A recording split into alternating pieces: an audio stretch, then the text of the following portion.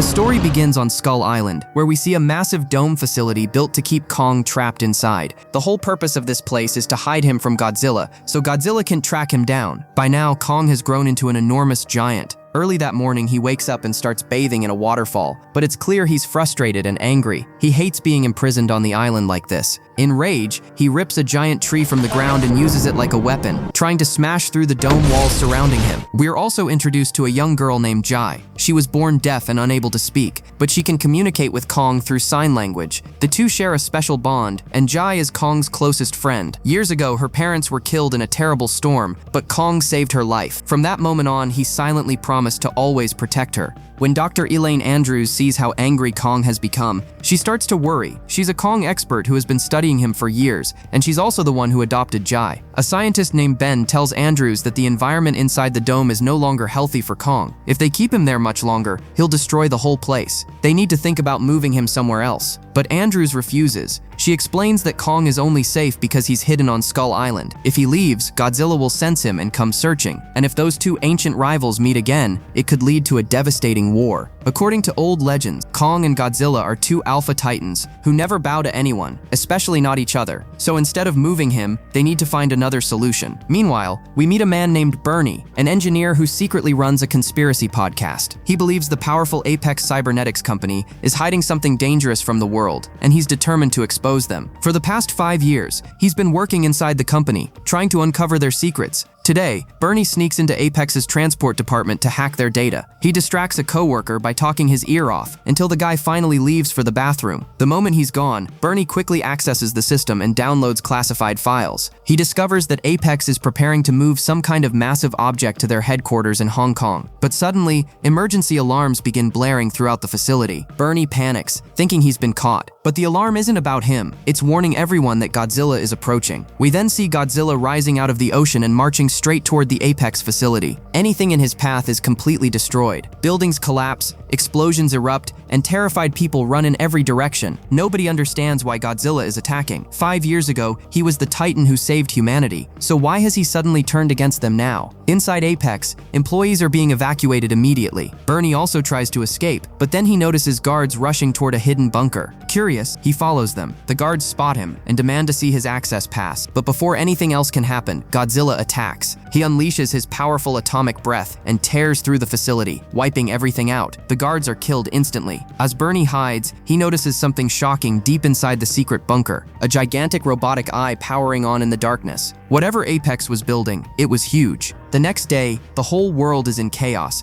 as news spreads that Godzilla has returned after 3 years and now appears to be humanity's enemy. Apex CEO Walter Simmons goes on television and tells the public that Godzilla is now a global threat, but he also claims Apex has a plan to destroy him once and for all. Then we meet Madison, a college student watching the same news report. Unlike everyone else, she refuses to believe Godzilla has become evil. She knows him better than most people. In the past, Godzilla actually saved her and her family. She's also been listening to Bernie's podcast, where he claims Apex must be hiding another Titan inside their facility, and that's the real reason Godzilla attacked. Madison goes to speak with her father, Mark Russell, who works for the Titan Relief Agency. She tries to convince him that Godzilla would never attack humans without a reason. She reminds him that he and her mother were there when Godzilla once saved them. She believes Apex must have done something to provoke him, but Mark doesn't agree. He tells Madison that creatures can change just like humans do, and maybe Godzilla has changed too. According to him, Godzilla is now dangerous and killing innocent people. After hearing that, Madison returns home, but she still doesn't believe it. She turns Bernie's podcast back on, where he says Apex is definitely building some kind of massive Titan weapon. Hearing this only confirms her suspicions, so Madison makes a bold decision. She's going to find Bernie herself. Next, we're introduced to Walter Simmons, the CEO of Apex Cybernetics, as he goes to meet Dr. Nathan Lind. Nathan is a scientist who became famous for writing a book about the theory of the Hollow Earth, a hidden world deep beneath the planet where titans like Godzilla and Kong may have originally come from. Years ago, Nathan's own brother entered that mysterious world on an expedition, but he never made it back. Walter praises Nathan's research and tells him that his Hollow Earth theory may be the key to saving humanity. He explains that Godzilla has never attacked without being provoked before, but now he seems to have turned against mankind. If they want to stop him, they need a new weapon. Walter then introduces Nathan to Apex's chief technology officer, Mr. Ren Sarazawa. Ren shows him advanced magnetic scans of the Earth's interior and explains that beneath the surface lies an ecosystem as vast as an ocean. Hidden inside Hollow Earth is an incredibly powerful energy source, the same kind of energy that gave birth to titans like Godzilla. If Apex can locate and harness that power, they could create a monster strong enough to challenge Godzilla himself. That's why they need Nathan's help. Nathan immediately says the mission is impossible. Every attempt to enter Hollow Earth has ended in disaster because of the violent reverse gravity fields inside. Anyone who enters is crushed or torn apart. That's exactly what happened to his brother, and Nathan still carries the pain of losing him. But Walter reveals that Apex has developed special Hollow Earth aerial vehicles designed to survive those gravity shifts. According to him, reaching Hollow Earth is finally possible if Nathan agrees to lead the mission. The truth is, Walter needs Nathan because Apex has no idea where the hidden energy source actually is. Nathan then shares his own idea. If Titans draw their power from Hollow Earth, then maybe another Titan could lead them straight to it, and there's only one creature who might know the way: Kong. So Nathan goes to his friend Dr. Elenan Andrews and explains the plan. He reminds her that she always believed Skull Island was once connected to Hollow Earth and may have risen to the surface over time. If that's true, then Kong's ancestors likely came from there. That means Hollow Earth isn't just a destination for Kong, it could be his true home. Nathan suggests taking Kong through an entrance located in Antarctica. If they can guide him there, Kong may finally find the place where he belongs. Andrews agrees. Soon after, Nathan, a military escort, and his team set out by sea to transport Kong toward Hollow Earth. Kong is heavily chained down on a massive ship and has been sedated to keep him under control. But after some time, he begins to wake up. That's when another Apex team arrives on board. Nathan goes to meet them and is introduced to Maya Simmons, Walter's daughter. She tells Nathan that she is the official project leader and has been sent to keep an eye on everything he does. Maya also informs him that their Hollow Earth aircraft will soon arrive in Antarctica. These machines are incredibly advanced, so powerful that the energy they generate could light up all of Las Vegas for an entire week. Then she confidently walks away. That night, Kong looks deeply depressed. He's chained down, trapped, and far from freedom. Gia senses his sadness immediately, so she quietly goes to him and communicates through sign language. She tells him, "We're taking you home." When Andrews comes to bring Gia back, everyone nearby is stunned. They had no idea Kong could understand and communicate with Gia through signs. Even Andrews herself didn't fully realize how deep their connection had become. Soon after, Andrews warns the military commander that they must avoid routes familiar to Godzilla. If Godzilla senses Kong's presence, he will come for him. Both Kong and Godzilla see themselves as kings, and neither one would ever bow to the other. If they meet, a war is guaranteed. Meanwhile, we cut back to Madison, who calls her friend Josh over to her house. She convinces him to help her track down Bernie. Since they have no clue where he lives, they start searching through random stores and asking questions. They eventually learn that Bernie buys bleach constantly, and using that strange clue, they finally locate his home. Bernie then takes them to a restaurant, where he explains his theory. Apex is building something massive, and plans to move it to Hong Kong. Godzilla somehow sensed it, didn't like what Apex was doing, and attacked their facility to stop it. Meanwhile, Jaya suddenly senses that Godzilla is coming. Almost immediately, alarms begin blaring across the ship. She rushes to Dr. Andrews and warns her through sign language that Godzilla is on his way. Andrews realizes the danger instantly and tells everyone that Godzilla is heading straight toward them. She says they need to free Kong right now so he can defend himself and all of them, but Nathan refuses. If anything happens to Kong, their entire Hollow Earth mission will fail. At the same time, Godzilla rises from the ocean like a living nightmare. He smashes through one of the escort ships and keeps charging forward. Kong can sense him too, still chained down. Kong roars in frustration and starts struggling against his restraints. The military launches missiles at Godzilla, trying to stop him, but it does absolutely nothing. Godzilla tears through the fighter jets like they're toys and keeps moving toward Kong. Kong roars back, pulling harder and harder against the chains. Then Godzilla slams into their carrier ship and flips it over. Kong and everyone on board are thrown into the sea. With no other option left, Nathan orders Kong to be released. If they want to survive, Kong is their only chance. The chains come off, and Kong is finally free. He immediately charges at Godzilla and lands a crushing punch that sends Godzilla deep underwater. Then Kong quickly surfaces and uses his massive strength to push the ship upright again because Jay is still on board. Even in the middle of battle, Kong is protecting her. Godzilla rises again, furious. Kong leaps from one carrier ship to another, crossing the ocean like stepping stones, until he reaches the last ship and delivers another devastating punch straight to Godzilla. But Godzilla strikes back just as hard, knocking Kong down. Kong gets back up and attacks again, forcing Godzilla underwater once more. Now Godzilla is truly enraged. He unleashes his deadly atomic pulse energy, blasting the area with overwhelming force. Kong sees it coming and dives into the water just in time. The blast spreads everywhere, terrifying everyone nearby. Underwater, the fight continues, but this is Godzilla's domain. He grabs Kong and drags him deeper into the ocean. Since Kong is an ape, he can't breathe underwater for long. He begins to weaken fast. Seeing this, Dr. Andrews knows they have to act now. She orders underwater depth charges to be dropped. A massive explosion erupts beneath the surface, forcing Godzilla back and giving Kong a chance to escape. Kong finally reaches the surface, but he's exhausted and barely able to move. Staying underwater too long has drained him, and in that condition, he can't keep fighting. Nathan quickly comes up with a desperate plan. He orders everyone to shut everything down. Engines, lights, machines, all of it. Total silence. If Godzilla can't detect movement or sound, maybe he'll think they're all dead. The crew powers everything off. After a tense moment, Godzilla seems satisfied and finally swims away. Dr. Andrews then asks Nathan what happens next. If they continue moving, Godzilla could sense them again and come right back. So how are they supposed to reach Hollow Earth now and take Kong with them? Nathan gives one answer. They'll airlift Kong the rest of the way. Meanwhile, we cut back to Bernie, who sneaks Madison and Josh into an Apex facility. He wants to show them the giant robotic eye he saw during Godzilla's attack. But once they get inside, the robotic eye is gone. Then Madison notices an elevator hidden in the facility. The three of them ride it down all the way to the 33rd underground floor, where Apex employees are secretly working. What they find is shocking. The place is filled with advanced technology, futuristic machinery, and a massive hidden operation. Suddenly, they hear someone approaching. With nowhere else to go, they hide inside a strange transport pod nearby. But the second they step inside, all the doors lock shut automatically. Then they notice something even creepier. Huge eggs stacked all around them. Before they can react, the machine activates. They realize too late that the pod is heading to Hong Kong. Moments later, it launches into an underground tunnel at incredible speed, racing beneath the Earth toward its destination. Next, we see the military transporting Kong by helicopter all the way to the Antarctic entrance to Hollow Earth. Once they arrive, Jaya tries to reassure him. Through sign language, she tells Kong that Hollow Earth is his real home, and if he enters the tunnel below, he'll finally reach the place where he belongs. But Kong refuses to move. He doesn't trust what's in front of him. Nathan then tells Dr. Andrews that they need to convince Kong there's something waiting for him down there, something personal. He says they should tell him his family is in Hollow Earth. Andrews hesitates but agrees. She asks Jaya to tell Kong that his family is below. When Jaya signs those words to him, Kong finally changes his mind. Slowly, he turns and begins walking toward the tunnel entrance. The team follows behind in their advanced anti-gravity vehicles as Kong leaps down into Hollow Earth. What they discover is unlike anything imaginable. Hollow Earth is a completely different world, with gravity flowing in strange opposite directions. Yet somehow the environment looks similar to Earth: lush landscapes, skies, mountains, and life everywhere. Nathan and the others feel dizzy and disoriented from the shifting gravity, but their vehicles protect them. Everyone is stunned by how beautiful and mysterious the hidden world really is. Strange creatures roam the land, unlike anything seen on the surface. But the wonder doesn't last long. Suddenly, a flying monster attacks and destroys one of the vehicles. It's a deadly warbat. The creature then charges toward the vehicle carrying Jai. Before it can strike, Kong jumps in and grabs it, smashing it violently. But the warbat wraps its wings around Kong and starts crushing him. Seeing Kong in trouble, Nathan fires at the creature to distract it. That gives Kong the opening he needs. He brutally tears the warbat apart, rips its head off, and drinks its blood. Meanwhile, Madison, Josh, and Bernie arrive in Hong Kong through the underground transport system. There, they finally uncover Apex's biggest secret, a robotic version of Godzilla built to kill the real one. Its name is Mechagodzilla. The one controlling Mechagodzilla is Ren Serizawa. To test its power, Walter Simmons releases a captured skullcrawler into the testing area. Mechagodzilla instantly attacks and slices the creature into two pieces with terrifying ease. But right after that, its power shuts down. The machine needs far more energy to operate at full strength, and the only power source strong enough exists in Hollow Earth. That's the real reason Walter sent Nathan's team there, to bring back an energy sample so they could fully activate Mechagodzilla. The moment Mechagodzilla powers up, Godzilla senses it. Somewhere in Hong Kong, he feels the presence of a rival titan and immediately starts heading straight for the city. At the same time, Kong reaches the source of energy deep inside Hollow Earth. It lies within a massive mountain-like temple. Kong walks inside, opens the ancient stone doors, and lets out a thunderous roar.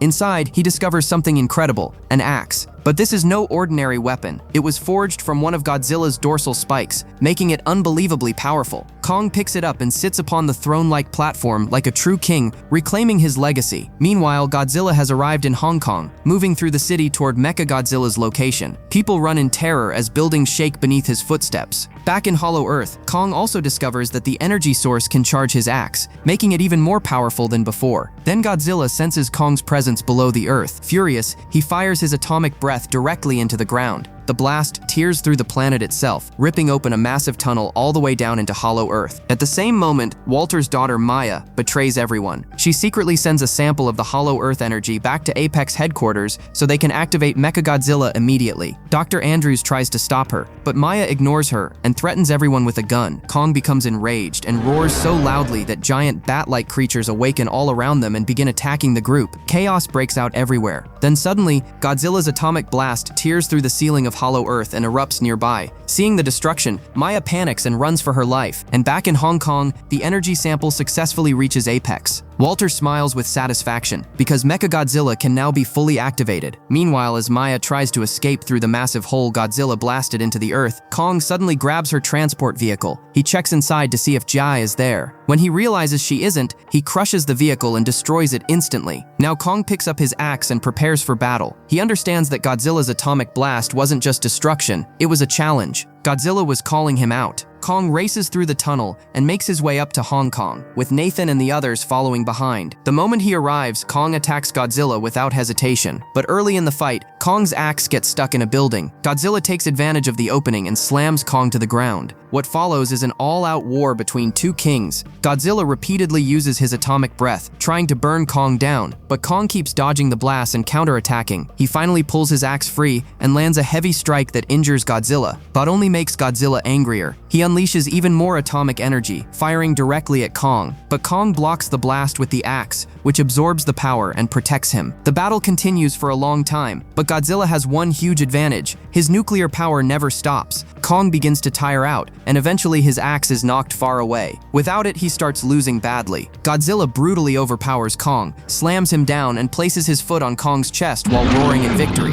Kong roars back in defiance. Furious, Godzilla stomps down hard on Kong's chest, badly damaging him, then turns and walks away. Meanwhile, Walter Simmons finally has the Hollow Earth energy source he wanted. Using it, he fully activates Mechagodzilla. The machine is massive, terrifying, and more powerful than anyone expected, but the moment it comes online, it stops obeying commands. Mechagodzilla takes control of its own systems. Its first move is to kill Walter Simmons. Then it kills its operator as well. Mechagodzilla breaks out into the city using its proton energy blasts and starts destroying everything in sight. When Godzilla sees Mechagodzilla, he immediately moves in to fight. The two monsters clash in a brutal battle, but Mechagodzilla has Godzilla's power level combined with advanced weapons, rockets, and mechanical precision. It's stronger than expected, and Godzilla starts losing badly. Mechagodzilla beats Godzilla to the ground and is close to finishing him off. At the same time, Madison, Josh, and Bernie try to shut the machine down by hacking the control systems, but every system is locked behind passwords. Elsewhere, Kong lies badly injured after his fight. His condition is getting worse. Then Jai, Dr. Andrews, and Nathan arrive in their anti-gravity vehicle. Jai is heartbroken seeing Kong like this. When she gets close, she realizes his heartbeat is fading. She quickly tells the others. Nathan comes up with one final desperate idea. He decides to use the anti-gravity vehicle like a giant defibrillator. Since its reverse engines generate massive power, it might restart Kong's heart. They fire the energy into Kong's chest. Kong's body jolts violently, and then he rises back to his feet. Jai quickly signs to Kong that Godzilla is not the enemy anymore. Mechagodzilla is. She tells him to help Godzilla and to be careful because the robot is incredibly strong. Kong understands and rushes back into battle. Just as Mechagodzilla is about to kill Godzilla, Kong arrives and saves him. Godzilla now realizes the truth too. They can only win if they fight together. So for the first time, Godzilla and Kong join forces. Together they attack Mechagodzilla, but the machine is still powerful enough to push both of them back. Kong then spots his axe nearby, but it has lost its charge. He still grabs it and attacks anyway. Mechagodzilla knocks Kong aside and swings its tail to finish him off, but Kong manages to stop it just in time. Meanwhile, Madison and the others still can't disable the controls. In frustration, Josh grabs Bernie's drink and dumps it into the control console. The liquid shorts out the systems, causing Mechagodzilla to freeze for a few seconds. That brief moment changes everything. Godzilla fires his atomic breath into Kong's axe,